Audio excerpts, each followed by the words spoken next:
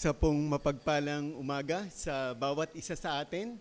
Tayo po'y nagpapasalamat sa atin pong Panginoong Diyos na muli tayo po'y nagkatipon sa mga sandali na ito upang siya ay sambahin natin sa Espiritu at katotohanan.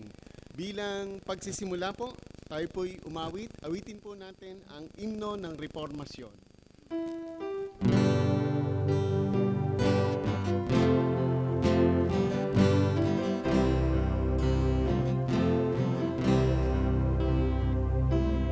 Sulatan lamang angin siyang aasahan, tiyak turo ng tao, sa Diyos lang ang totoo, sa pananalig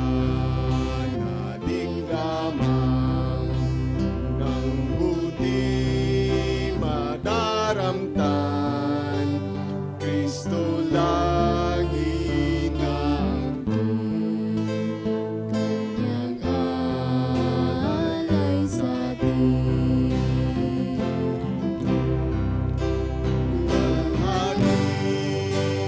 Walhati sa Diyos lamang, Iglesia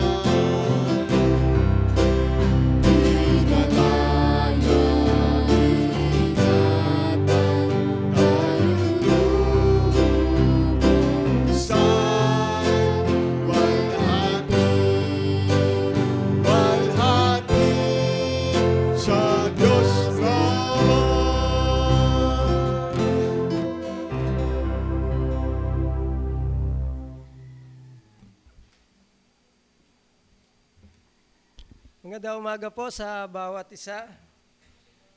Yan, purihin po ang Panginoon sa buhay ng bawat isa na nandito.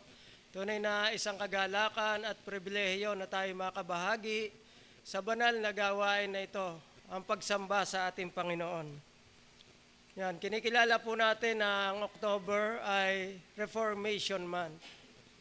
Yan, kung tayo po talaga ay nakakapagbasa ng Biblia, sa lumang tipan pa lang, makikita na natin nagsisimula na ang reformasyon. Bakit? Kasi po ang mga tao ay lumilihis sa pagkakilala, sa pagsamba sa ating Panginoon. Kaya siya'y gumagamit ng kanyang mga hinirang na mga propeta upang itama ang tunay na pagkakilala at pagsamba sa Kanya. Nagpatuloy ito sa bagong tipan, sa pangunguna ng ating Panginoong Hesus. Nandun pa rin yung mga tao o tagapanguna sa mga gawain ng sinasabi gawain ng Panginoon. Ngunit mali rin yung pagkakilala at pagkaunawa sa ating Panginoon. Dahil mababaw ang kanilang pagkakilala at hindi Panginoon ang kanilang itinataas. Nagpatuloy pa rin to sa pamamagitan ng kanyang mga hinirang, mga apostol ng ating Panginoon. Kaya ang reformasyon ay hindi lamang dahil sa pangunguna ni Martin Luther o ng mga ibang mga kilala na tinatawag din ng mga church father, kundi yun nga po, sa lumang tipan pa lang. At ang lahat ng ito ay pinangunahan ng ating Panginoon. Hindi natin naunawaan ang tunay na pagsamba sa Kanya dahil sa ating mga intelektual na karunungan. Ito po ay biyaya ng ating Panginoon. Wala po tayong bahagi. Dapat makita natin to sa ating mga buhay.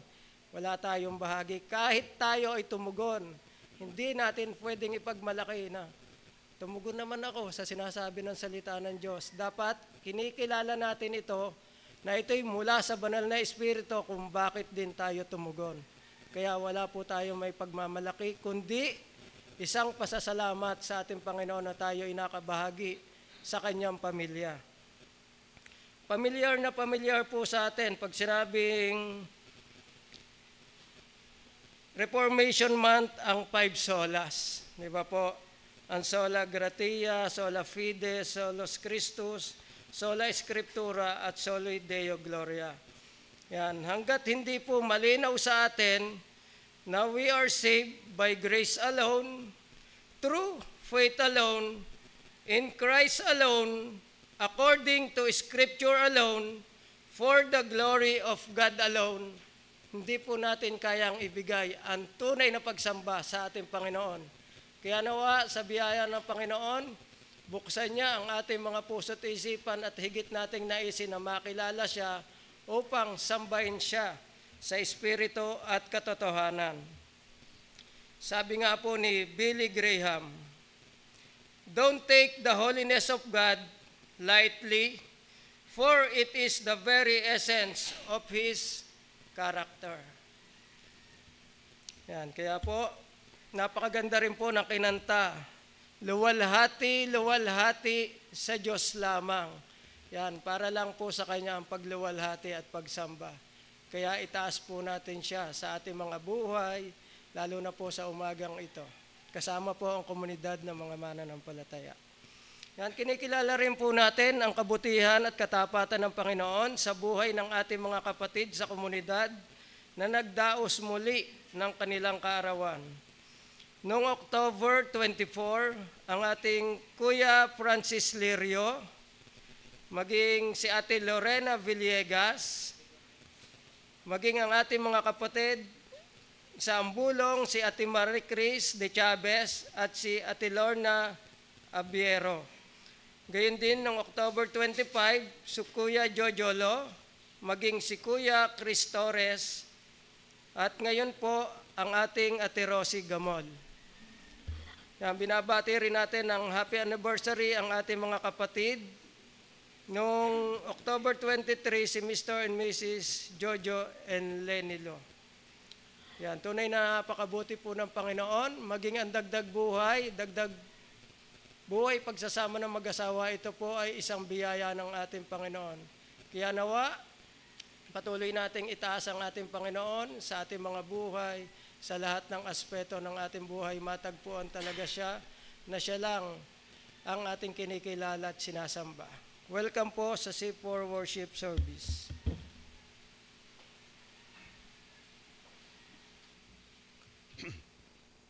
Atin pong italaga, tunay nga ang ating mga sarili sa mga sandaling ito sa pagsamba sa ating Panginoong Diyos. Atin pong ipagdiwang ang Kanya pong katapatan.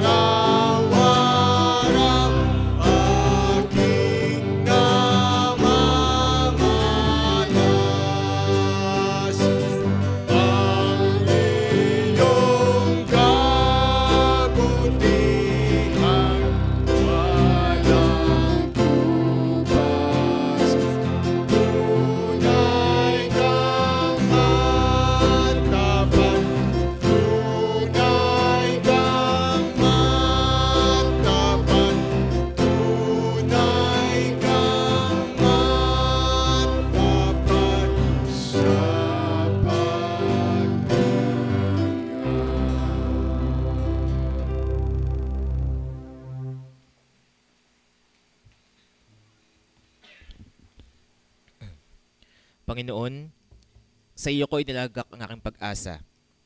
Maliit pang bata ako, sa iyo may tiwala na. Sa simula at mula pa, wala akong inaasahang sa akin ay mag-iingat, kundi tanging ikaw lamang. Kaya naman ikaw, Yahweh, pupurihin araw-araw. Sa marami ang buhay ko ay buhay na mahiwaga. Malakas kang katulong ko na di nila maunawa.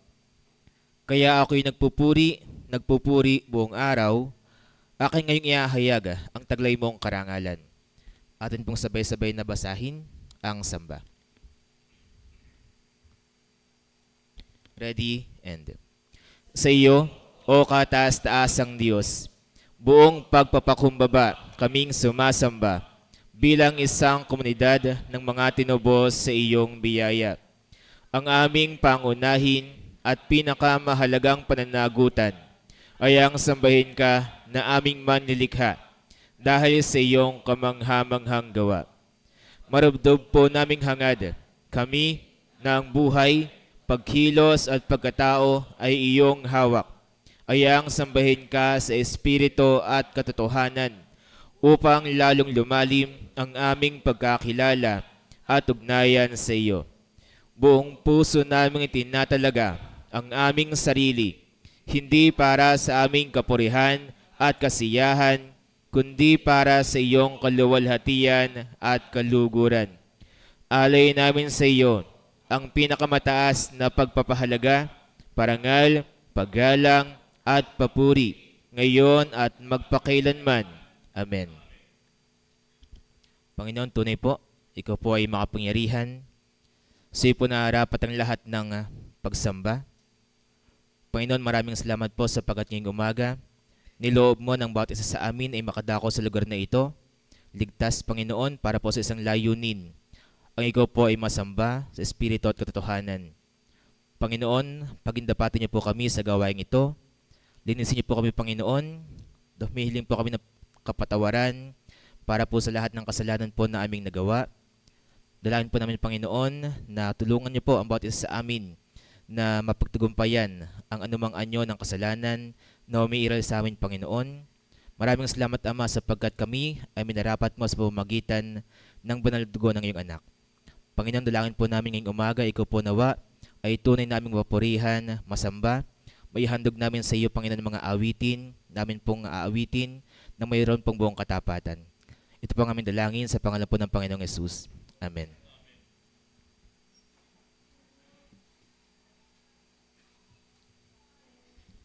Dahil po ang ating Panginoong Diyos ay tunay nga na matapat saan man, kailanman, anuman, ito po ang nag-uudyok sa atin, nag-aakay, nagdadala sa atin upang sambahin din siya, paglingkuran na may katapatan.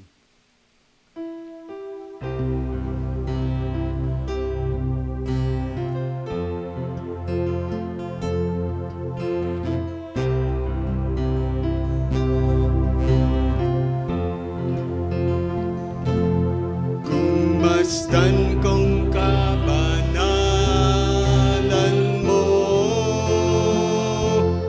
kung tingnan kong kagandahan,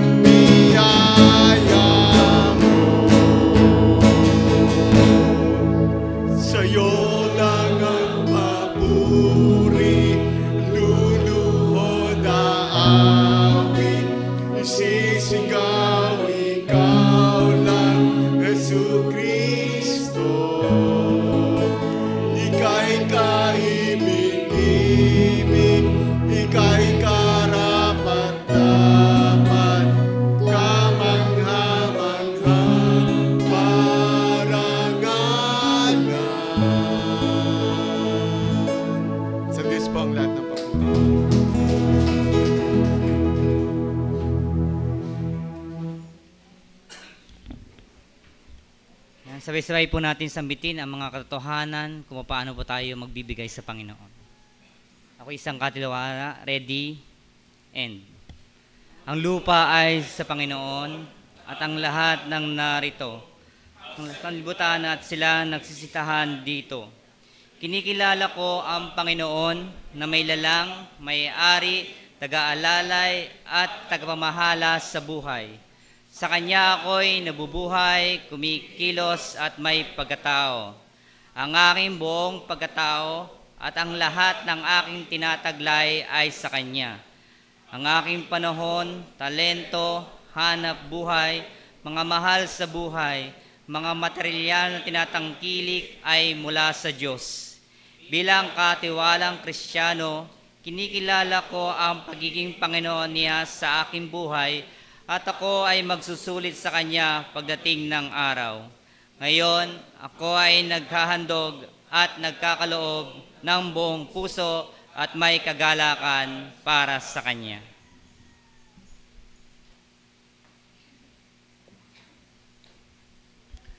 Tayo po'y muling aawit habang nililikom po ang ating mga handog at kaloob sa Panginoon.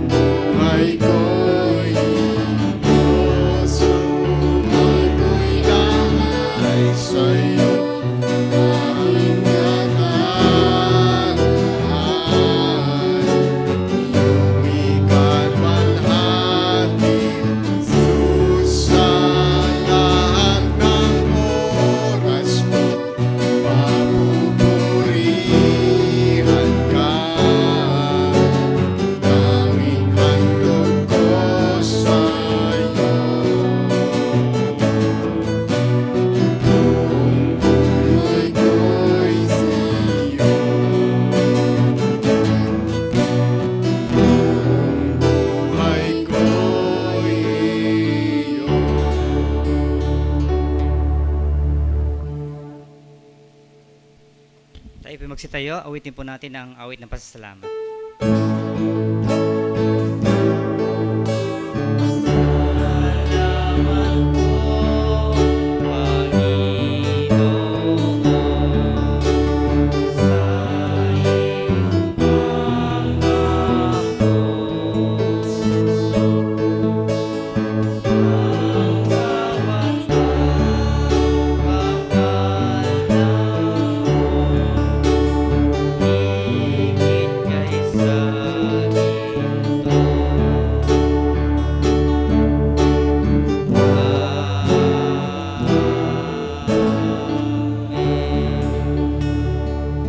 Diyos na makapangyarihan sa lahat, lubos-lubos po ang aming pasasalamat sapagkat Ikaw ang Diyos na patuloy na nagbibigay sa amin ng kalakasan upang matugunan ang aming mga pangangailangan. Panginoon, dalangin po namin na patuloy niyo kaming turuan sa anumang sitwasyon meron kami sa kasaganahan at kasalatan. Turuan niyo po, Panginoon, kami na patuloy na maging tapat at may kagalakan na nagkakaloob sa iyo. Dalangin din po namin ang mga salapi, bigyan niyo po ng karunungan ng pamunaan upang, Panginoon, patuloy na lumaganap ang iyong ministeryo at pagpapalaganap ng iyong ebanghelyo. Ito po ang aming dalangin sa pangalan ni Jesus. Amen. Manatili po tayo sa pagkakatayo at habang ating binabasa ang teksto ng atin pong pag-aaralan ngayong umaga. Buksan niyo po ang inyong mga Biblia sa Genesis chapter 3 verse 1 to 7. Akin pong babasahin at inyo pong subaybayan sa inyo pong mga sipi.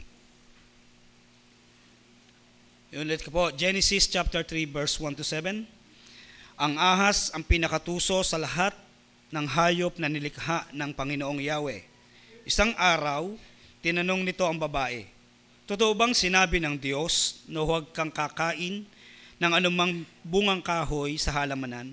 Sumagot ang babae, maaari namang kainin ang anumang bunga sa halamanan, huwag lamang ang bunga ng puno na nasa gitna niyon. Sinabi ng Diyos na huwag naming kakainin, nihihipuin man ang bunga nito. Kung kami raw ay kakain nito, mamamatay kami. Ngunit sinabi ng ahas, hindi totoo iyan, hindi kayo mamamatay. Sinabi lamang yan ng Diyos sapagkat alam niyang kung kakain kayo ng bunga niyon, ay makakaunawa kayo. Kayo'y magiging parang Diyos at malalaman ninyo ang mabuti at masama. Ang punong kahoy ay napakaganda sa paningin ng babae at sa palagay niya ay masarap ang bunga nito. Naisip din niya na kahanga-hanga ang maging marunong, kaya't bumitas siya ng bunga at kumain ito. Binigyan niya ang kanyang asawa at kumain din ito. Nagkaroon nga sila ng pagkaunawa matapos kumain, noon nila na lamang sila'y hubad. Kaya kumuha sila ng mga dahon ng igos, pinagtahi-tahi nila ang mga ito at ginawang pantakip sa katawan. Pinagpala ang pagkabasa ng kanyang salita. Maaari po tayo makaupo.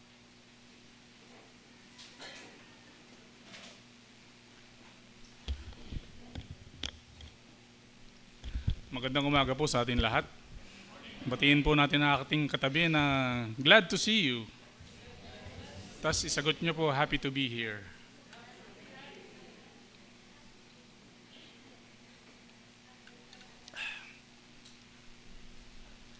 Ang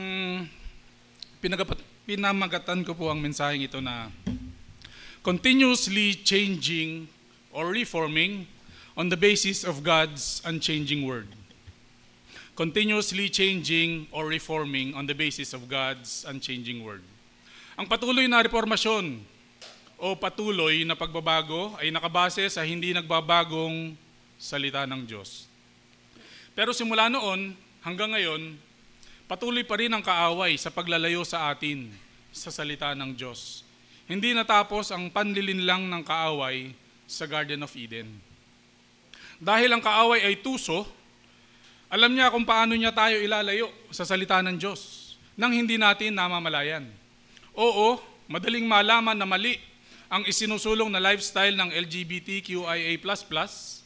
Alam natin na mali ang abortion at masama ang magnakaw sa pera ng bayan.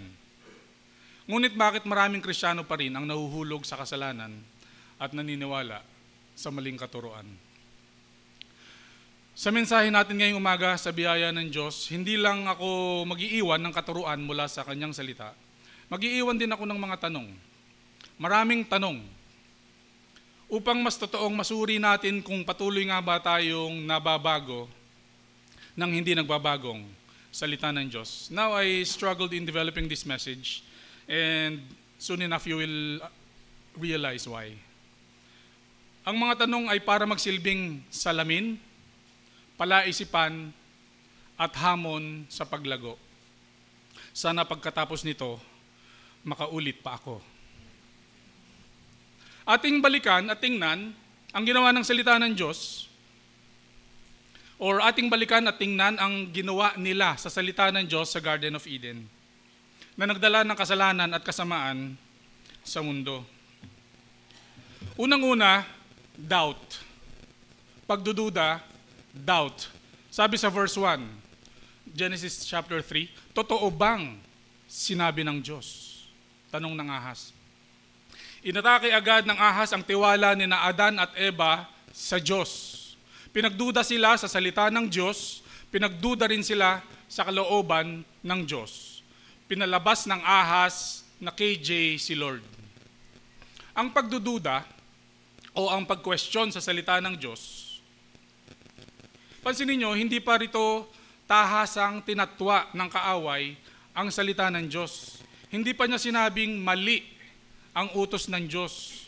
Nagsimula muna siya sa pagdududa. Sa anong paraan natin pinagdududahan ang salita ng Diyos? Sa mga tanong katulad ng, masama ba talagang makisama sa hindi ko asawa? Mali ba talaga ang magkaanak kahit hindi kasal? Hindi ba talaga pwedeng magkarelasyon sa hindi Christian? Kahit mabait naman at pogi? Mali ba talagang ligawan ang hindi Kristiyano? Sisharean ko naman ng gospel kalaunan. Tandaan, hindi masama ang magtanong. Ang masama ay ang pagtatanong para palabasing tama ang mali. Ulitin ko, hindi masamang magtanong. Ang masama ay ang pagtatanong upang palabasing tama ang mali. Kailangan ba talagang makijoin sa ibang Kristiyano para sumamba kay Lord every Sunday? Kailangan ba talaga? Ang tanong ba na yon, tanong ng kailangan o tanong ng katamaran? Kay God, maraming bawal. Pinipigilan ba niya ako maging masaya? Mali ba talaga makinig sa mga preacher ng prosperity gospel? Kala ko ba abundance ang promise ni Lord? Hindi ba niya gustong lumigaya ako? Is that a question of happiness or a question of submission to His will? Ang ibang tanong galing sa utak. Maging maingat kung ang tanong ay galing sa pusong nagdududa. Doubt makes you trust your own understanding. Pag nagduda ka sa sinabi ni Lord, parang sinasabi mo, mas naniniwala ako sa aking sariling pangunawa na para bang kulang pa ang sinabi ni Lord. Alam natin sa Genesis 2, nung naghahabilin si Lord, si Adan pa lang ang kausap niya dito. Siya pa lang ang inutusan na bawal kainin yung bunga.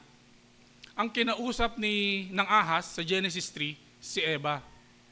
At baka lang naman, nakita ng kaaway na hindi gaanong naiparating ni Adan ng malinaw kay Eva ang utos ng Diyos. Minsan gagamitin ng kaaway ang mga tao sa paligid natin na hindi malapit sa Diyos para pagdudahan natin ang Diyos.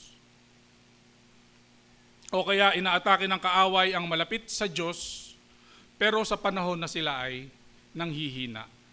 Ano ang panlaban natin sa doubt? Depend. Ang panlaban natin sa doubt ay depend. Proverbs 3:5, kay Yahweh ka magtiwala, buong puso at lubusan, at huwag kang mananangan sa sariling karunungan.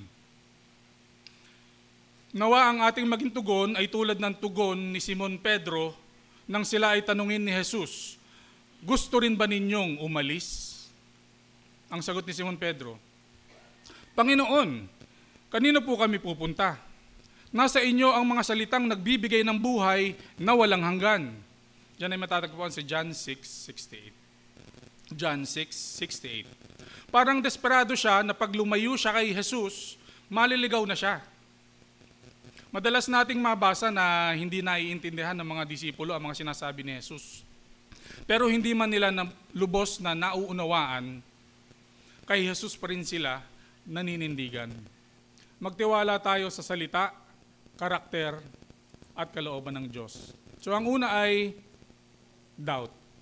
Pangalawa, distort o pagbabaluktot. Distort o pagbabaluktot.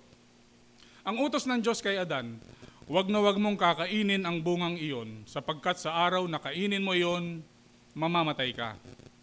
Ngunit nung kinakausap na ng ahas si Eva, dinagdagan ni Eva, sinabi niya, huwag kaming kakain ni hahawak man sa bungang ito. Walang sinabi ang Diyos na huwag hawakan, si Eva ang nagdagdag. Isa sa mga paraan na nadidistort natin ang salita ng Diyos ay ang pangangaral ng mga talata sa maling context. Sa verse na where there two or three are gathered together in my name, there I am in the midst of them. Or sa Tagalog, Matthew 18:22. Matthew 18:20. Sapagkat saan man may 2 o 3 nagkakatipon sa pangalan ko, naroon ako kasama nila. Madalas nating marinig ito tungkol sa pagtuturo about worship. Ang totoo, ito ay may kinalaman sa conflict resolution at church discipline. Meron pa, yung I can do all things through Christ who strengthens me. Para daw sa personal success. Mga athlete, mga businessmen, sinasabi to. At ang alam natin na pinag-uusapan nila, personal success. Ngunit ang ibig sabihin ni Paul dito ay pagiging kontento sa anumang karanasan sa buhay, mula sa pagiging hikahos at pagiging masagana. Bilang pag-iingat din, baka hindi natin napapansin. Sa pagnanais nating magreforma ay dinadagdagan na natin ang salita ng Diyos. Sa pagdadagdag, sa Matthew 23, pinuna ni Jesus ang mga Pariseyo dahil dinadagdagan nila ng maraming batas at ritual yung batas ni Moises, na sa halip na napalapit ang tao sa Diyos, naging pabigat pa nga. Legalism works by distorting the Word of God. Sinasabi ba natin na iniingatan natin ang salita ng Diyos pag tayo ay nagdadagdag sa salita niya? Sa pagnanais ba natin maging clear ang salita ng Diyos at sa kagustuhan nating mapasunod ang kapatid natin, nagdadagdag ba tayo sa salita niya by legislating behavior? Legislating means pagsasabatas or ginagawa nating batas. So when I say legislating behavior, isinasabatas ang kilos o paggawa. Ginagawa ba nating, are we legislating behavior? Ginagawa ba nating patuloy na sa ating patuloy na reformasyon ay we are turning it into a checklist of things to do? Is our idea of reformation a checklist of things to do? May mga paniniwala tayo at dahil sa paniniwalang yon, nababago ang ating pagkilos. Paniniwala, pagkilos. Pero nakalimutan natin na sa gitna ng belief at behavior merong becoming. Nasa gitna ng paniniwala at pagkilos ay ang proseso ng paglago ng pagkatao. Paniniwala, paglago, pagkilos. Ang totoong pagbabago ay pagbabago sa pagkatao, hindi lang sa pagkilos. True reformation is the transformation of our being before our doing. Being transformed by being conformed to the image of Christ, Christ-likeness. Let us not weaponize belief by legislating behavior. Ginagamit ba natin ang paniniwala upang kontrolin ang tao sa kanilang kilos? Trabahong tamad yan, mga kapatid at kamanggagawa. Ang pagdidikta sa kilos ay katamaran kasi madaling gawin yan.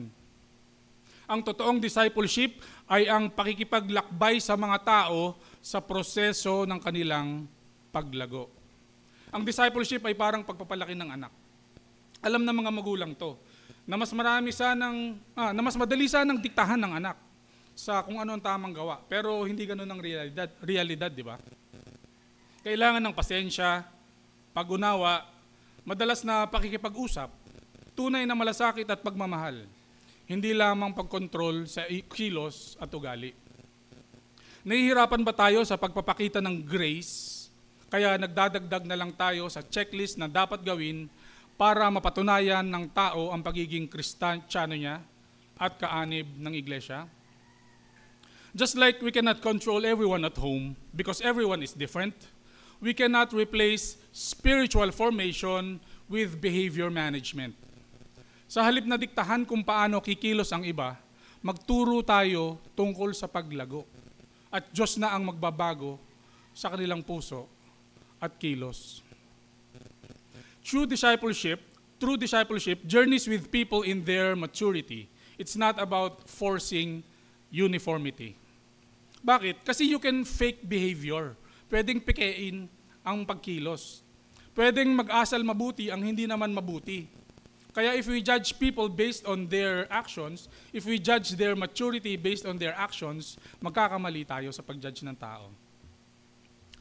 Sino sa inyo dito ang pareho ang ugali sa loob ng church at sa labas ng church? Sa loob ng church at sa loob ng bahay. Pag i-describe ba ng mga anak ninyo ang totoong ugali nyo sa bahay, tutugma ba sa ugali nyo sa church? Mga anak na masipag sa ministry at sa mga org sa school, nauutusan ba tayong maghugas ng plato, maglinis o magluto sa bahay? Belief, becoming, behavior.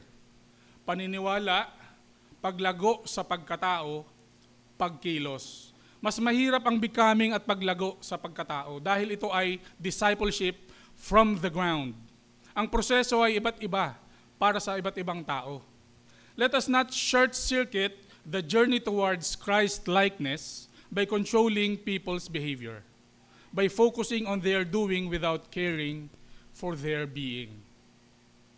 Pinagduktong ni Jesus ang tamang pagkilos sa pagkakilala sa Kanya at sa pagmamahal sa Kanya. Knowing and loving is a process. Alam na mga mag-asawa yan. At sa mas malalim na pagkilala at pagmamahal, nababago ang pagtrato sa bawat isa. If you love me, you will keep my commandments, sabi ni Jesus sa John 14:15. If you love me, you will keep my commandments. Outward behavior is an issue of the heart. Love will accomplish more than obligation can. Hayaan sana natin na salita lamang ng Diyos ang magbago sa tao, hindi sa mga dagdag na salita at dagdag na gawain. Nagtatayo ba tayo ng bakod sa salita ng Diyos hanggang sa yung bakod na ang nasusunod at hindi na ang salita ng Diyos? Para sa ating mga namumuno, ang preference ba natin, ginagawa nating policy? Kunwari sa mga nagkakaedad na, gusto natin yung mga mababagal lang na kanta. Kaya ang sasabihin natin, hymns na lang ang kantahin natin sa church. Are we turning personal preference into policy to maintain control over what we want? And then pag umalma yung tao, sasabihin natin hindi sila submissive sa katungkulan. Hindi rin kaya na ang paghihigpit natin o pagkontrol sa mga nangyayari sa church ay refleksyon ng kahigpitan ng kontrol natin sa ating pamilya? Or on the other side, dito tayo kumokontrol kasi sa bahay walang nakikinig sa atin. Alam natin na may mga boss tayo sa opisina, mga nagma-micromanage, masyadong mautos, masyadong makontrol. Alam natin na mga yon, kaya sila naghahanap ng kaayusan sa trabaho kasi madalas walang kaayusan sa bahay. Pinoproject yung need for order sa labas ng bahay. In instances where the Bible is silent, do not be dogmatic. Huwag magmatigas. Sa mga bahagi ng buhay at paniniwala na tahimik ang Biblia or may iba't ibang pagkakaintindi, engage in dialogue, not in dogma. May nais ba tayong kontrolin sa kilos ng iba, tapos tatawagin natin itong order, discipline at submission, pero tayo mismo, hindi naman ganap ang pagpapailalim sa salita ng Diyos? If you have struggles in your life, other people have struggles in their lives too. Don't fix the lives of others if you have not allowed the Lord to fix yours. If you have struggles in your life, other people have struggles in their lives too. Do not fix the lives of others if you are not allowing the Lord to fix your own life. Hindi masama ang pagbabantay sa salita ng Diyos dahil nililinaw nito ang paniniwala at pagkakakilanlan natin. Pero wag sanang mangyari na dahil may iba tayong pananaw, kesa sa ibang mananampalataya rin naman, ay gagawa tayo ng bakod na magbubukod sa atin at sa ibang mananampalataya. Nagagawin natin itong sukatan ng pagiging kaanib, ng paglilingkod, at ng pagiging totoong Kristiyano. Para sa mga nagsistruggle sa kanilang pananampalataya, huwag tayong makikinig dun sa mga nagsasabi sa atin ng just have more faith, o kaya pray harder. Damihan mo pa ang faith mo, o kaya mas mataimtim ka pang manalangin. Paano ba damihan ng faith? Paano yung pray harder? May kasama bang pag-ire? Ito ba ay yung pinagpapawisan ka na ng dugo? Isa ba tayo sa mga nagsasabi nito sa ating mga kapatid na dumaraan sa pagsubok? Subtle ito, no? Pero legalism ito. Mga steps na sinasabi natin para mas maging righteous tayo sa harap ng Diyos. Ano ang panglaban natin sa pag-distort ng salita ng Diyos? Discern. D-I-S-C-E-E-R-N. Ang pag-discern or ang discernment ay ang pag-unawa ng tama sa mali, ng totoo sa kasinungalingan, at ang pagpapasya ng may karunungan base sa gabay ng salita ng Diyos. That's discernment. Sabi sa Psalm 119:105, Psalm 119:105, salita mo'y isang tanglaw na sa akin ay patnubay. Sa landas kong daraanan, liwanag na tumatanglaw. Maraming gumagamit ng salita ng Diyos, pati mga kulto. Madalas din silang magbasa ng Bible. Baka nga mas madalas pa silang magbasa ng Bible kaysa sa atin. Ang pinagkaiba, may relasyon tayo sa aktwal na salita ng Diyos, si Jesus. Kung mas malapit tayo sa Kanya, mas malalaman natin ang totoong sinasabi niya. Parang sa mga mag-asawa, nung simula, huhulaan nyo pa kung ano yung sasabihin ng asawa nyo, di ba? Pero ngayon, pwede nyo nang i-fill in the blanks. Na kahit hindi pa sila tapos magsalita, alam nyo na yung sasabihin nila. Kanina tawa ko si Teacher Johnny, kinausap, ibibigay ko ba yung jacket ko? Isusuot ko. Hindi sila nagkaunawaan. Pero minsan, sa paglalim, sa pagtagal ng ating relasyon sa ating asawa, isang tingin pa lang ng asawa natin, alam na natin na sinigang na salmon sa miso na maraming labanos at may sili na green ang gusto niya. Tingin pa lang, sobrang specific na yung alam mo. Sinigang na salmon sa miso na maraming labanos at sili na green. Sa mas lalong paglapit natin kay Kristo araw-araw, we will be able to discern God's Word and His will. Ang tamang pag-handle sa salita ng Diyos, kailangan ng humility. Huwag sana mangyari na may kakaunti pa lang tayong natututunan sa Bible, ang asta agad natin, ang dami na nating alam, tapos akala natin tayo lang ang tama. Iba ang nakikinig lang sa turo ng iba. Iba ang totoong pagsusuri at mataimtim na pag-aaral. If we want to discern God's voice and to avoid distorting His word, palaguin pa natin ang ating relasyon kay Kristo araw-araw. Ano yung una? Doubt. Anong sagot doon? Depend. Yung pangalawa? Distort ang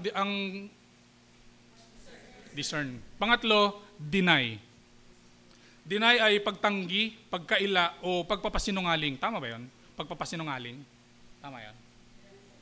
Okay. Ang pagdedeny sa salita ng Diyos ay ang pagpapasinungaling o pagtatatwa sa mga sinabi niya. Sabi ni God kay Adan, wag na wag mong kakainin ang bungang iyon, sapagkat sa araw na kainin mo iyon, mamamatay ka. Sabi naman ni Eva sa Ahas sa Genesis 3, verse 3, sinabi ng Diyos na wag namin kakainin ni hahawakan man ang bunga nito. Kung kami raw ay kakain nito, mamamatay kami. Ang sagot ng Ahas, verse 4, Hindi totoo yan. Hindi kayo mamamatay. Tinanggi na niya ang sinabi ng Diyos. Ang doubt ay pagdududa, ang pagdidistort ay pagbabaluktot at pagdadagdag, ang pagdideny ay ang diretsahang pagkontra sa mga sinabi ng Diyos. Sa pakikipag-usap ni Eva sa dyablo, natanim na sa utak niya na magduda sa salita ng Diyos. At nang dagdagan ni Eva ang sinabi ng Diyos, na-expose ang kanyang hindi kumpletong pagkaunawa sa salita ng Diyos. Dito dapat tayo mag-ingat. Dahil hindi tayo agad-agad lilinlangin ng kaaway. Kumbaga, ihahanda niya muna yung lupa bago siya magtanim. Mag-ingat tayo na huwag masingitan ng kaaway ng kasinungalingan ang salita ng Diyos sa isip natin. Sabi nga sa Ephesians 4:27,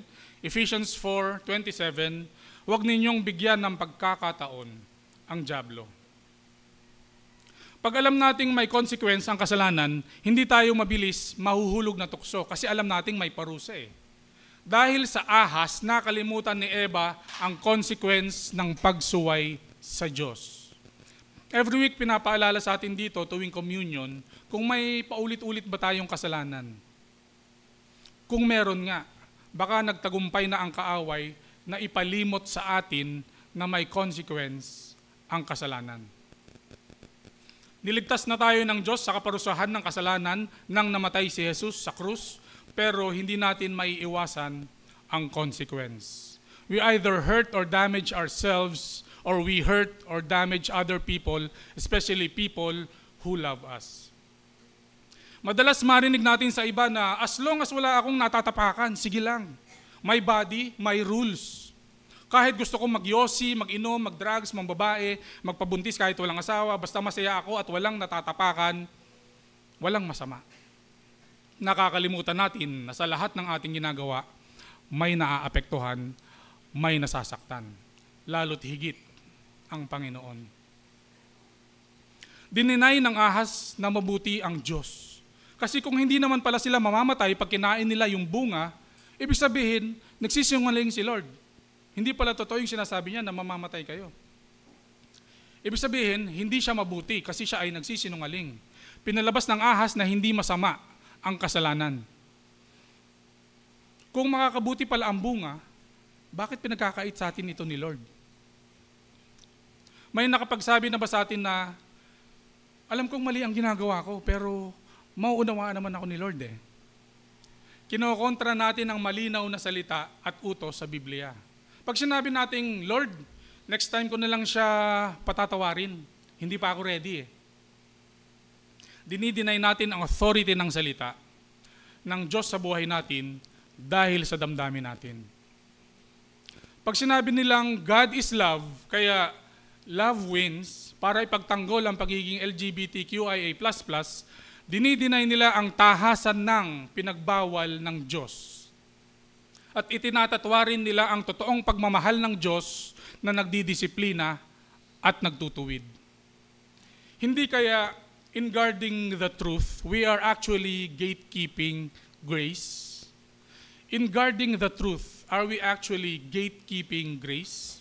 Hindi kaya sa pagbabantay natin sa katotohanan, tayo na pala ang nagsasarado ng biyaya ng Diyos sa iba? Dinideny ba natin ang biyaya ng Diyos sa iba?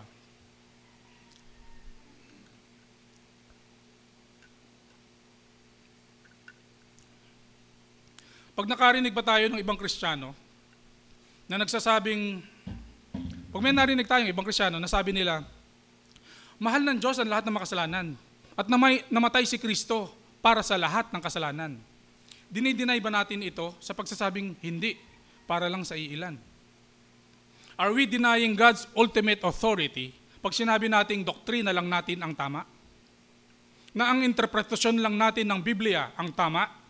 Na sa halip na description ng Kristiyanong pamumuhay, ang pagiging reformed, ginagawa natin itong label, badge at bakod para sabihin tayo lang ang tama. At kapag iba ang paniniwala nila, iniisip natin, hindi sila tupa, hindi kabilang sa kawan, o baka hindi pa mananampalataya. When pastors and leaders claim that our theological system alone has the monopoly of inerrant and infallible interpretation, we may not be speaking for the shepherd, but for the serpent.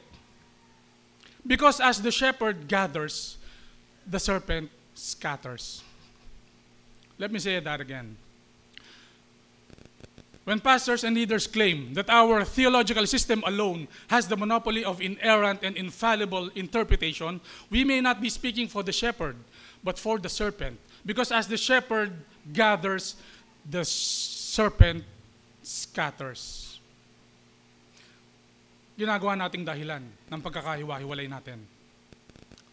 It's not true for Reformation when we merely elevate other people's interpretation of Scripture and decide that that's the only correct interpretation.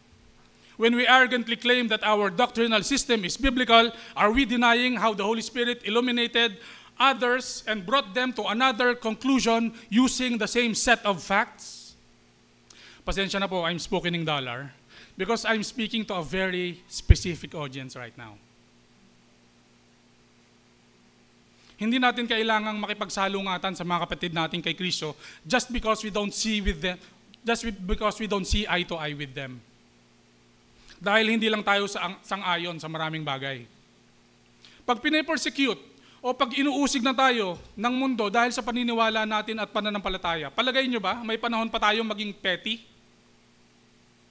For example, para sa mga mananampalataya sa loob ng mga bansa na galit sa Kristyanismo, galit kay Lord, mga religion na galit kay Lord at bawal ang Kristyanismo sa bansa nila, kunwari mga disyerto, poproblemahin pa ba nila kung ang paraan nilang pagbabautismo ay tubog, wisik, o tulo?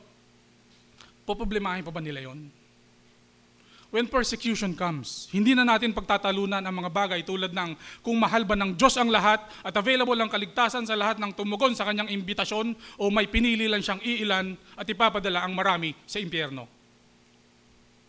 Meron ba tayong sense of arrogance and pride na pag pinag-uusapan natin ang ating doktrina sa iba,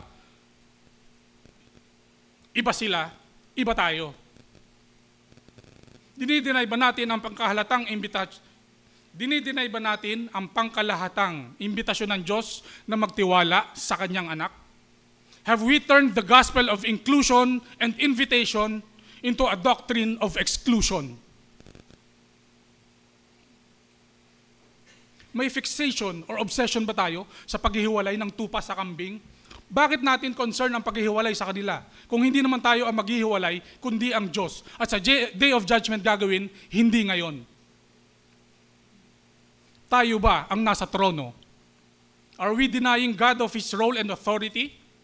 Why does it even matter to us kung hindi naman tayo ang Diyos and we are not the one who's gonna judge people when they stand before us? Are people gonna stand before us? No. Then why are we prejudging them?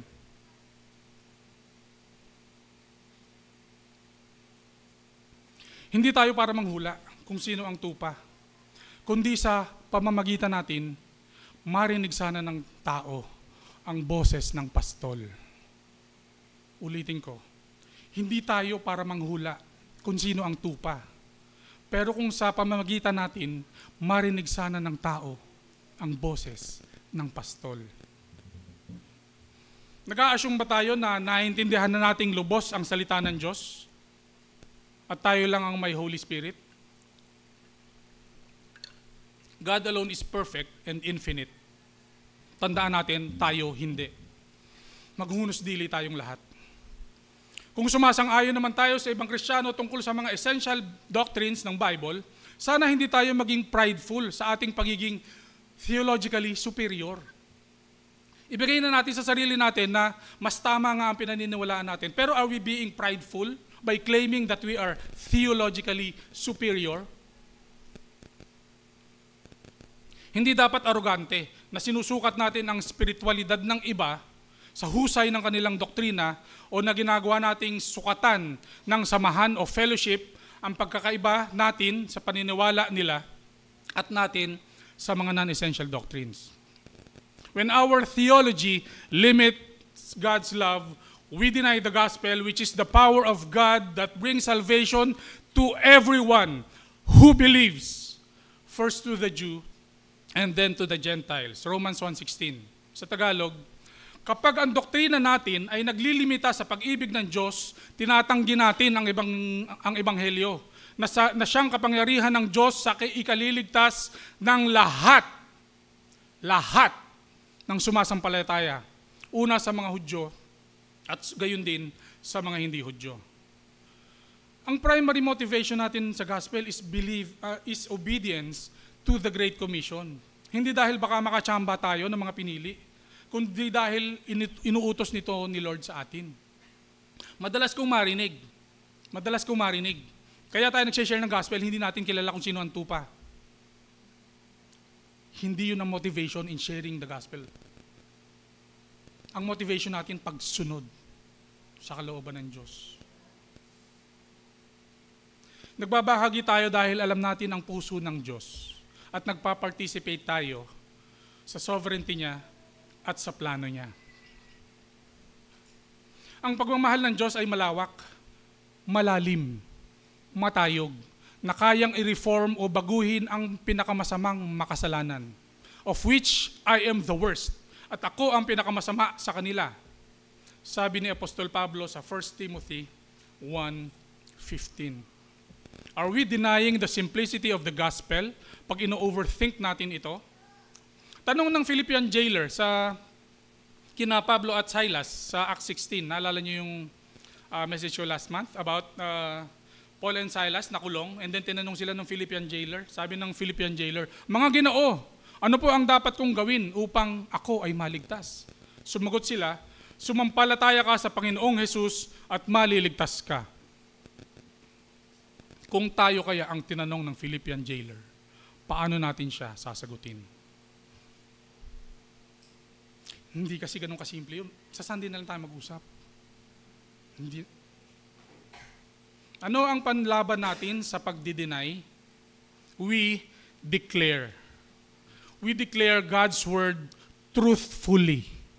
We affirm His grace, His love, and His ultimate authority over us. Ipahayag natin ang salita ng Diyos ng may katotohanan. Pagtibayin natin ang kanyang biyaya, pagmamahal, at pinakamataas na otoridad sa atin.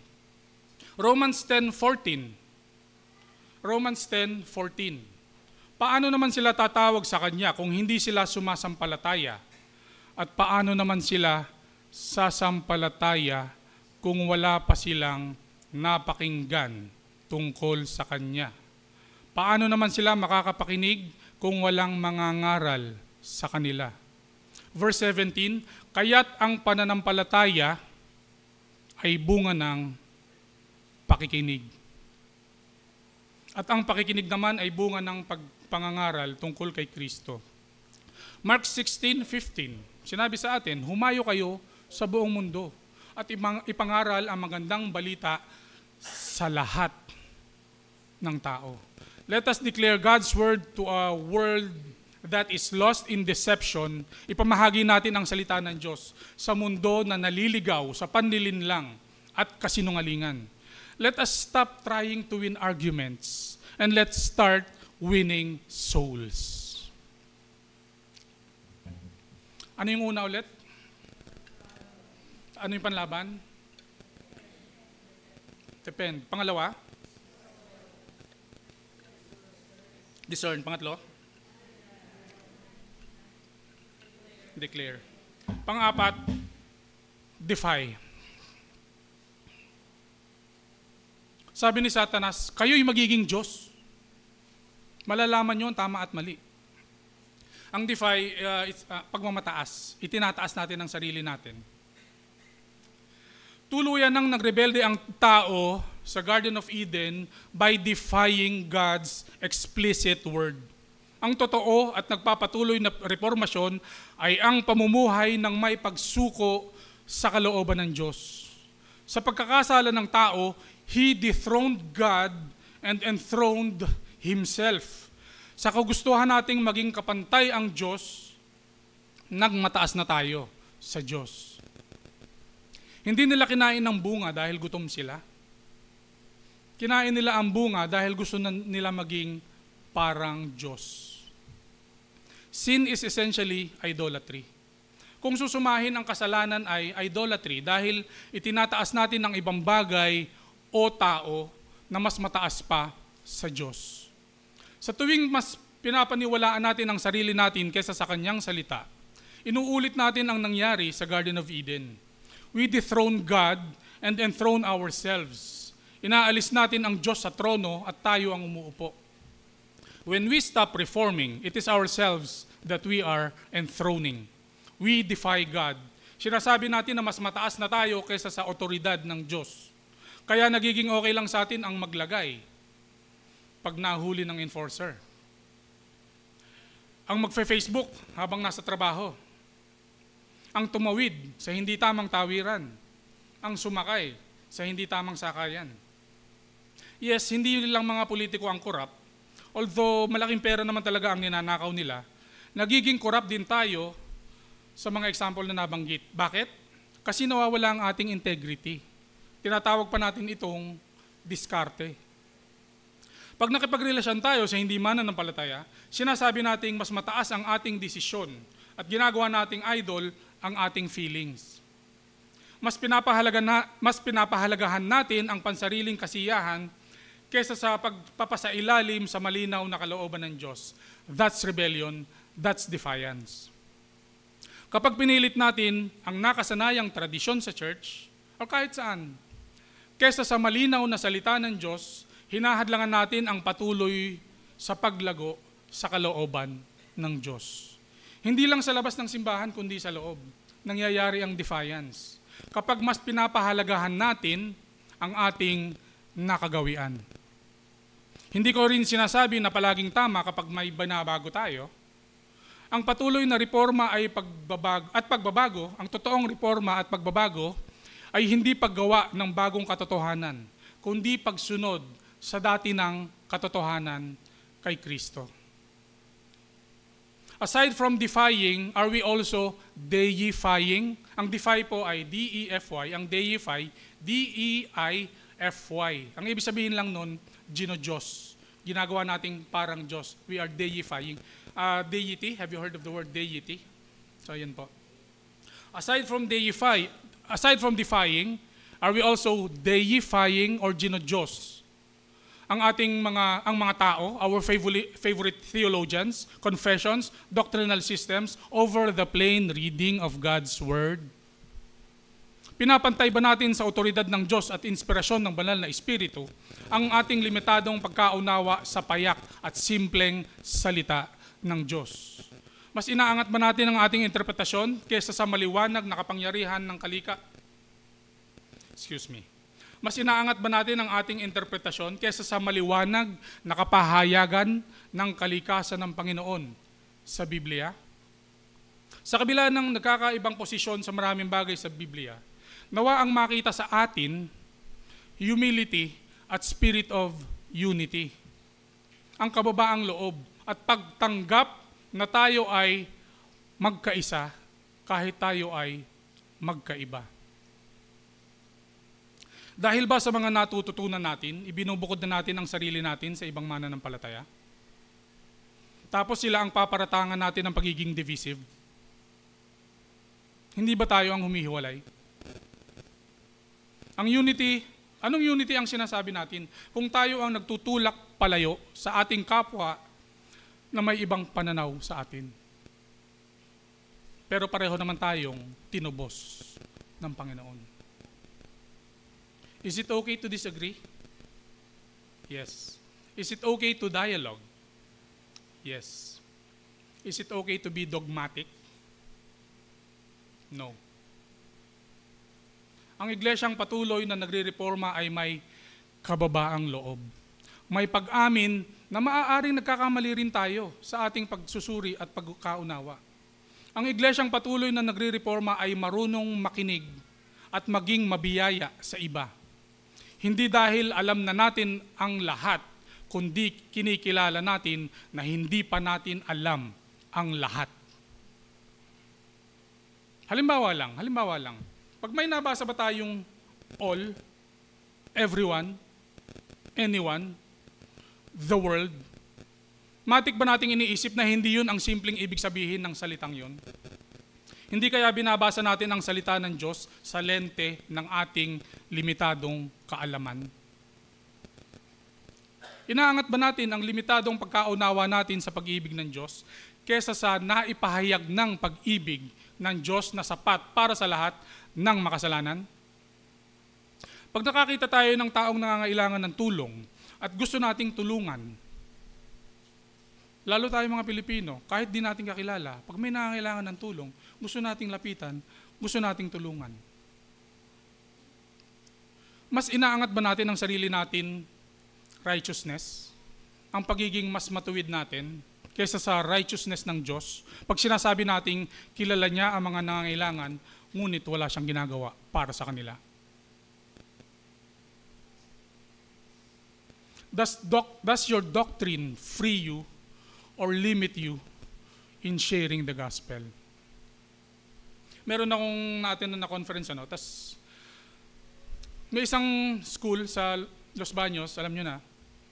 Tapos mga lang sila, mga estudyante lang, walang pastor, walang mga minister, walang mga Bibles, mga estudyante lang. Tapos, sa kanilang pag-aaral ng Bible, nakakilala sila kay Lord. At yung isa sa nakakilala, dahil nakakilala siya kay Lord, alam niyo yung pakiramdam nung ang saya-saya mo, kasi nakilala mo si Lord, naligtas ka. At pagiging masaya mo, ano ang logical sequence nun? Ibabahagi mo sa iba eh. Di ba? Ibabahagi mo sa lahat. Nakarinig siya na nagsabi, hindi naman lahat ng babahigi niya mo maliligtas. Tama naman. Pero narinig niya, hindi kasi sila piniling maligtas. Alam mo yung nangyari sa kanya? Umiyak siya eh. Dahil sabi niya, ang saya-saya ko eh. Gusto kong bahagi ito. Anong epekto sa atin ng paniniwala natin sa ating pagbabahagi ng salita? Inimpress sa kanya ni Lord, umiiyak ka kasi mahal mo sila. Palagay mo, mas mahigit ang pagmamahal mo kaysa sa akin?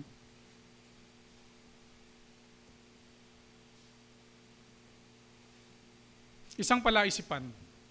Alam natin lahat ng flood control projects, di ba? Yung mga ghost projects ng gobyerno. Sa patakaran, palaisipan lang to Sa patakaran ng gobyerno, dapat may public invitation to bid para sa mga contractors. Tama? So maraming contractor ang magbibid. Pero sa mismong araw ng bidding, malalaman nila, may napili na palang contractor. Formality na lang yung public o open bidding. In other words, predestined na yung contractor. Di ba galit na galit tayo doon? Kasi niluto na yung bidding. Hindi ba magagalit din tayo kapag ang salvation niluto na rin? Mental exercise lang to. Pero pwede natin pag-usapan mamaya kung gusto nyo. Kung tatanggapin nyo pa ako dito. Our confidence in what we believe should not come from elevating ourselves above others. It should not come from ego and pride. The need to be right and the need to display how much we know about the Bible. Nawa ang ating paninindigan ay hindi nanggagaling sa ating pagmamataas sa ibang mananampalataya. Sola Scriptura was never meant to be about doctrinal pride.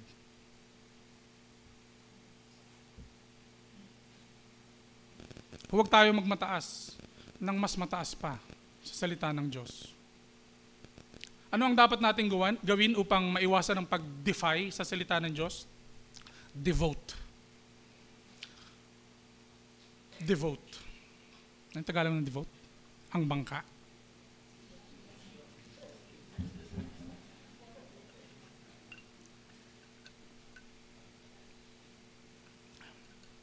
Ilaan natin ang ating sarili sa Diyos lamang.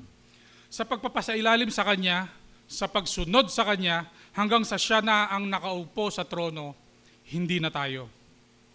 Napakasimple lang mahulog sa kasalanan. At tatlo lang yan.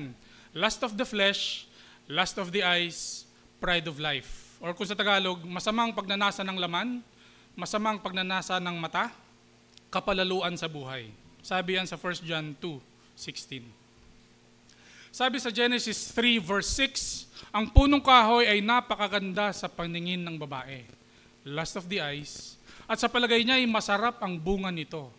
Lust of the flesh. Naisip din niyang kahanga-hanga ang maging marunong. Pride of life. Kaya't pumitas siya ng bunga at kumain nito. Semper Reformanda, always reforming. Ecclesia Reformata, Semper Reformanda, Secundum Verbum Dei. The church reformed, always being reformed according to the Word of God. Ang iglesia ay nabago, patuloy na binabago ng salita ng Diyos. Sa apat na pinag-uusapan natin, doubt, distort, deny, defy, nakita natin kung paano sinisira ng kasalanan ang katotohanan ng salita ng Diyos at ang tiwala at relasyon natin sa Kanya. At sa apat na ito, ang ating panangga, depend, discern, declare, devote. Ang patuloy na reformasyon ay hindi lang pagiging tama, kundi sa pagsuko sa palaging tama na salita ng Diyos. Hindi pataasan ng alam, kundi palaliman ng ugat.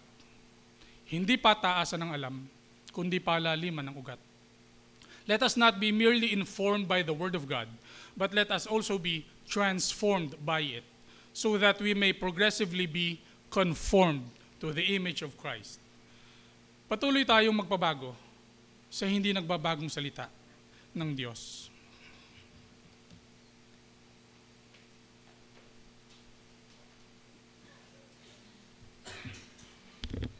Salamat, Pastor, sa mensahe. Tayo pong lahat ay muling magsitayo as we sing our final song.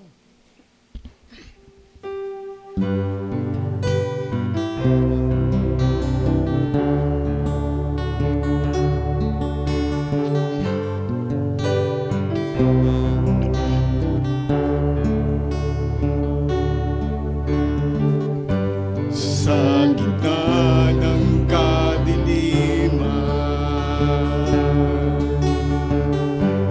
liwanag ang iyong binibigkas.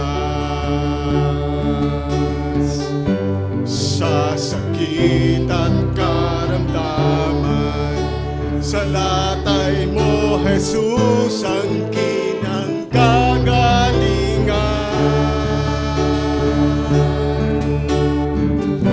Salita mo, panghahawakan ko. Salita mo, tapat at totoo. Lahat ay nasa iyo, sapat sa buhay ko. Salita mo ay nararanasan ko. Salita mo, hahawakan ko. Salita mo, tapat at totoo. Lahat ay nasa iyo, sapat sa buhay ko. Salita mo ay nararanasan ko. Salita mo ay nararanasan ko. Salita mo ay nararanasan ko.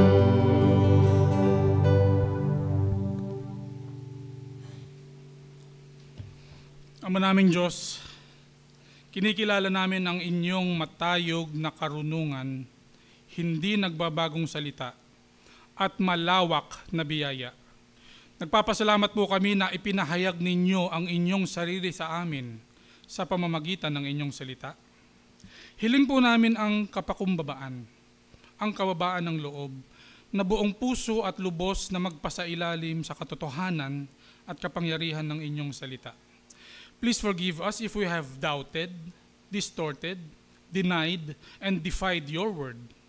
Help us to depend on your word, to discern your truth, to declare your word, and to devote ourselves to the faithful study of your word.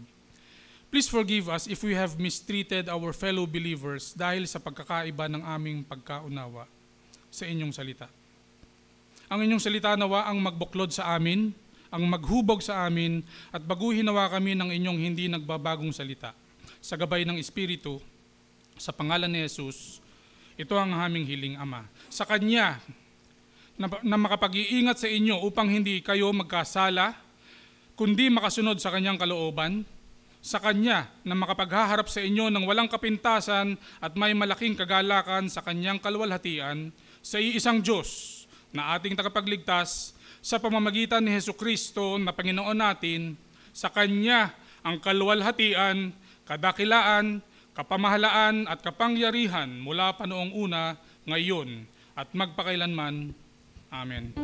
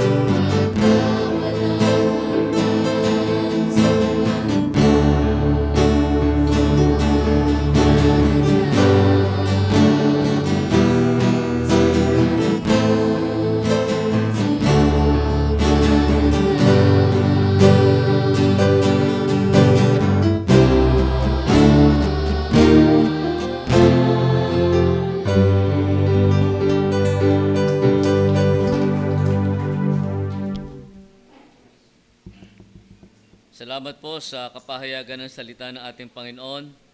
At ito po yung mga announcement ngayon pong umaga. Ang mga nagpapatuloy po nating gawain, ang Praying as One mula po Lunes hanggang Biyernes, alas 6:30 ng umaga. At pag Sabado naman po ay kontakin lamang po natin si Kuya Carlo, alas 6 ng umaga. At kung gusto niyo pong dumalo ng face-to-face na pananalangin dito po sa atin sa church every Sunday, alas 6:15 ng umaga. At yung ating pong CE virtual class, every Tuesday, alas 7 hanggang alas 8:30 ng gabi. Day of Prayer, ito po yung nagpapasimula ng tuwing Wednesday, meron pong pang alas 9, yun pong may alas 12, at meron pong pang alas 3 ng hapon. At ang Day of Prayer and Feasting face-to-face, every third Wednesday of the month, alas 9 hanggang alas 3 ng hapon. At Praying as One, every Wednesday, face-to-face po ito, alas 5 ng hapon, at ang online naman po, alas 7 hanggang alas 7:15 ng gabi. Hope Meeting, every other Thursday, alas 7 hanggang alas 8 ng gabi. Sipor Family Live, every Friday, alas 6:30 hanggang alas 7 ng gabi. Berean as One, Friday, alas 7:15. OFW, Sambahayan, tuwing Sabado po, alas 11 ng gabi hanggang alauna ng madaling araw. Ito po sa Dubai. Gospel Faithfulness Forum, as scheduled, alas 8 hanggang alas 9 ng gabi. SBC Sambahayan, as scheduled. Better Together, Partners in Prayer, as scheduled din po. At ito po yung ating crossing culture under Shepherd School of the Bible. Ang una po, yung Bible Study Method and Interpretation. Book 2 po ito, Old Testament Survey. Sunod po ay New Testament Survey, Preaching Biblical Messages and Pastoral Ministry, Bible Doctrine Survey, Personal Spiritual Life, Church Ministry, Administration, Education, Teaching Principles and Method, Church History, Mission, Evangelism, and Discipleship. Ito pa po yung ilang pang karagdagang kapahayagan. Wala pong RDA, Rohi Discipleship Academy, ngayong umaga. Meron pong Rohi one-on-one mentoring, kumustahan para sa panibagong mentor and mentee. Meron din po tayong isasagawang nomination ng COB after ng Lord's Table. Candidate for baptism after ng nomination. At workers appreciation after the baptism po yan, mamaya din po yan. At ang USBCCI Book 4, 1:00 hanggang 2:30 ng hapon. Missions update.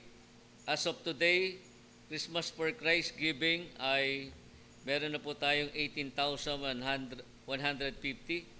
At para naman po dun sa lote na sa Palawan, meron na po tayong 77,000.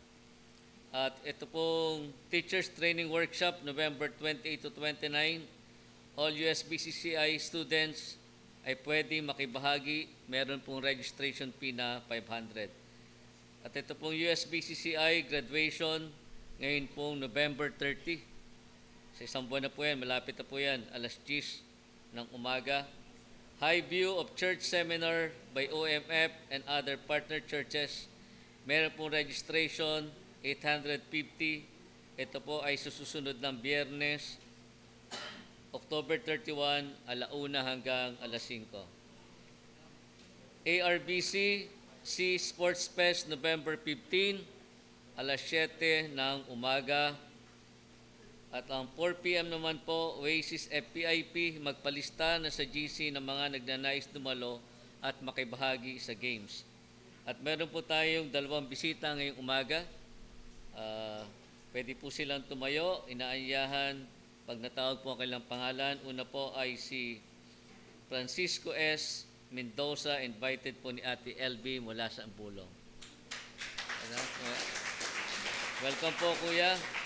Pangalawa po ay si Lawrence Encarnado, siya po isang walk-in. Welcome, kapatid. Sa inyo po lahat, maraming pong salamat. Magandang ba? Kuya Rex.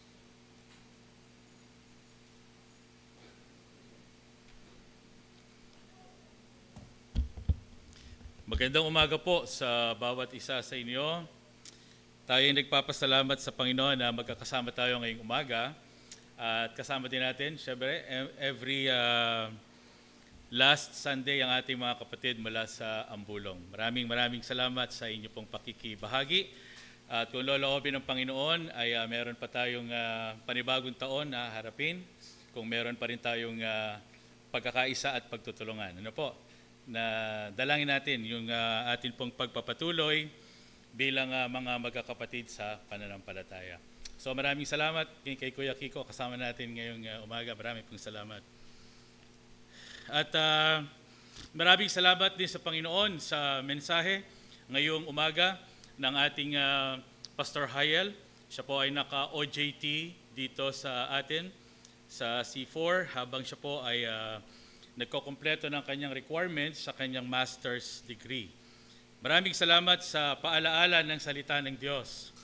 Isang napakahalagang paalaala na ang pagkaunawa sa salita ng Diyos ay hindi dapat humantong sa kayabangan kung hindi sa kapakumbabaan. At ito ay kita sa napakarami na mga nagtuturo ngayon. Tama yung kanilang doktrina pero nalilimutan ang pagkatao. Kaya ito po ay isang hamon para sa atin. Tinatanggap natin bilang salita ng Diyos para sa bawat isa sa atin sa umagang ito. At ilan lang dagdag po doon sa ating mga announcements. Doon po sa ating Christmas for Christ. Salamat sa Panginoon. Ang iglesyang ito, though we believe sa election na mayroong mga pinili, tayo po ay hindi nagkukulang sa paghayo upang magbahagi ng salita ng ating Panginoon. That is the reason kung bakit meron po tayo na mga misyonero, ang ating pastor ninyo, doon po sa Bicol, ang ating ding kauuwi lamang, yung ating pong sinusuportahan na misyonero, doon po sa mga Muslim, ang ating pong Carianto family. We have been long partners because we believe the Word of God should be, must be obeyed.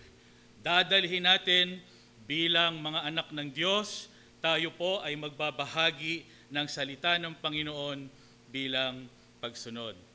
At marami pong salamat doon po sa mga nakibahagi na. Meron na tayong ilan yun na 18,000. Malayo-layo pa. Pero ito'y kagalakan po natin na tayo po ay nagkakaisa para sa pagmimisyon. Ito'y taon-taon nating isinasagawa. And then, kagaya din po ng nabanggit, meron po tayong teachers training workshop at graduation ng atin pong mga estudyante sa CCI. At ito po yung ating second graduation. Napakaganda po na ating suportahan. At nagpapasalamat po tayo sa Panginoon sapagkat meron tayong paaralan ng Biblia. Sapagkat ang atin pong ninanais ay isang pamunuan na mayroong alam sa salita ng Diyos at hindi lamang natuto ng iilang mga talata at naging masyadong matapang sa pangangaral. Nagpapasalamat po tayo sapagkat ang ating paaralan ay ilang taon na din. Purihin ang Panginoon. At we have graduates at tinuturuan po natin sa biyaya ng Diyos ng katotohanan mula sa Biblia at mula sa atin pong iba't ibang mga partners. At ang atin din pong layunin ay maging halimbawa at isang kagalakan para sa atin, ang ating mga kapatid sa Tanawan Bible Church ay magsasagawa rin ng TBC CCI. Purihin ang Panginoon. Ano po?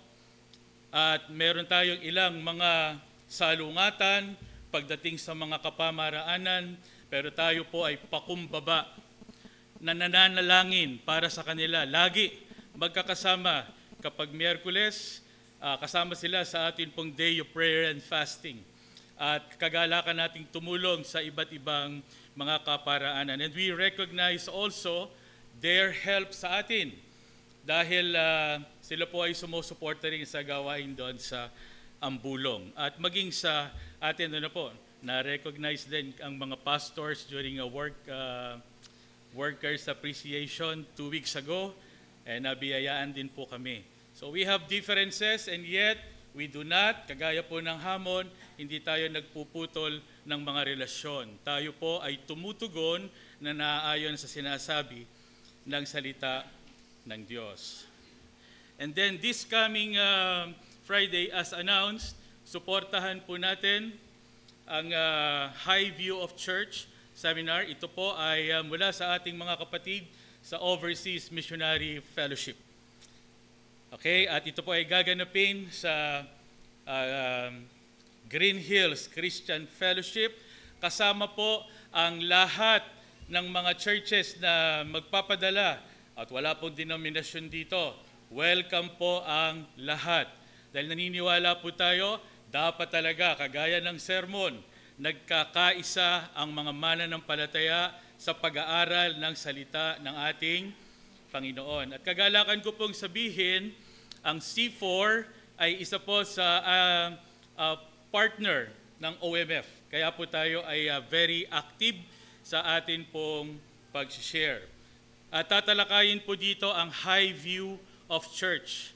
Ang isa pong mataas na pananaw sa sagrado na iglesia ng ating Panginoon na hindi dapat masalaula at hindi dapat mapasok ng anumang kabulaanan.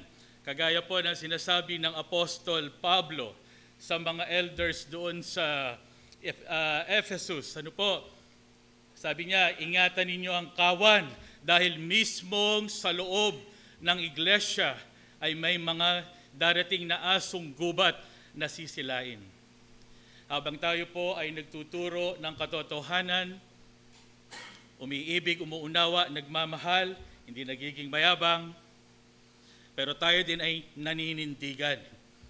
Meron tayong mga aral na ito po ay distinctive ng ating grupo, hindi para sabihing mas magaling tayo kaysa sa iba, kundi ito po ay aral na para sa atin, malinaw na itinuturo ng salita ng Diyos. At hindi natatapos ang pakikipagkaibigan kahit po meron tayong ibang pamamaraan at ibang pananaw. Isa sa pangyayari ngayon pong taon ay ang kamatayan ni Dr. John MacArthur. Siya po ay isang kilala na lumalaban para po sa pananampalataya. At ang hindi alam ng marami, sila po ni R.C. Sproul ay talagang best of friends.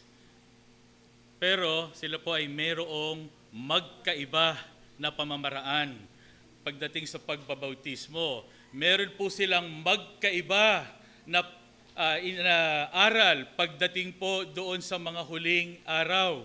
Yung isa naniniwala sa rapture, yung isa hindi naniniwala sa rapture. At pareho po silang nagsisikap na maging matapat at pareho nilang mahal ang kanilang kawan. Pero sila po ay magkaibigan. Dapat tayong maging matapat sa pangangaral ng salita ng Diyos. Kaya dito po, sinisikap natin na ang C4 ay maging isang komunidad na una at higit sa lahat, ang ating kaibahan ay ang mataas na pananaw sa salita ng Diyos. Hindi lamang upang busugin ang ating mga isipan, kundi ito po'y maipakita sa tulong ng Diyos sa atin pong pagkatao, saan man tayo naroroon. Kaya po, isang magandang paalala sa atin ang salita ng Diyos ngayong umaga, at ito rin ay patuloy na hamon para sa atin na mag-aral na mabuti. Pagka minsan meron tayong mga pagkakaiba-iba sa teolohiya, pero ang pinakamaganda po ay ang sama-samang pag-aaral. Actually, hindi lang dito sa pulpito. Pwede kasi tayong maging maangas dito sa pulpito. Pero yung tayo po sa ating pakikipagkapwa, pakikipag-usap, pwede tayong matuto mula sa isa't isa. Isang kagalakan para sa atin na ang pulpitong ito ay nakatalaga para sa kaluwalhatian ng ating Panginoon. Bilang kagalakan din para sa atin sa umagang ito, sana po you stay at meron tayong pagkilala sa atin po mga workers. Ito po ay exclusive para do sa ating mga workers sa isang workers appreciation. Pero kagalakan din, kagaya ng nai-announce kanina, ang baptism ng ating kapatid na Callen. Bro Callen, pwede bang tumayo at humarap sa ating mga kapatid? Yan. So siya po ay, binahaginan ng salita ng Diyos. At siya po ay nakasama natin at dumaan din sa mga pagkausap ng mga elders. Dahil hindi po tayo basta-basta rin, hindi tayo basta lang sa pagpaparami. Ang ninanais natin ay malinaw na kapahayagan ng salita ng ating Panginoon. Pinoproblema na ni Pastor Raymar. Mas malaki sa kanya si Callen. Tingnan na lang natin mamaya kung yung tubig ay agos. Magandang umaga po at maraming salamat sa bawat isa sa inyo.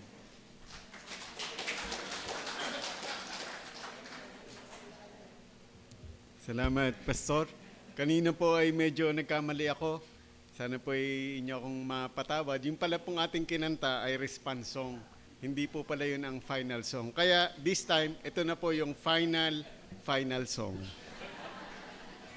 Tayo pong lahat ay magsitayo.